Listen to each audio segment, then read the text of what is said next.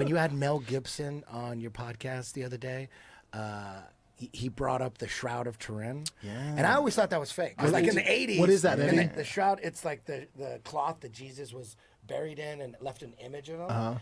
And in the 80s, like 1988, they did carbon dating on it. And they go, oh, it's fake. See that?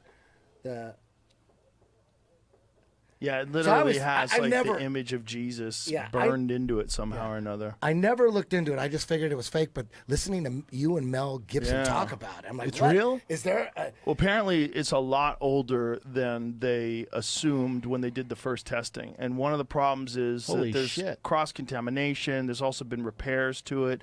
But they did subsequent testing, and they found that it was like 2,000 plus years old. Yeah, and the one thing, It's in it's the range. it's the most studied artifact ever. Damn. Like particle physicists, nuclear engineers, they all studied it, and some of them, some believe in it, some don't believe in it, but they all agree on one thing: no one knows how they did it. Right. No one knows how they made it. It's There's not no paint. paint. There's no Yeah. dye. So, dude, all this week, all day, I'm just watching documentary after podcast on this shit, and it's fucking mind blowing.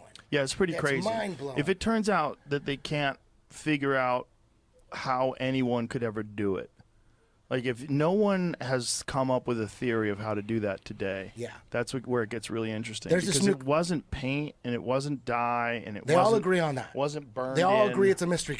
But then the skeptics say, just because we don't know how it was done doesn't make it real, which is a good point. But then the other side's like, dude, all these scientists have no idea how they faked it. It's got to be real. So it's all about how you look at it. I lean on the side to be there's real.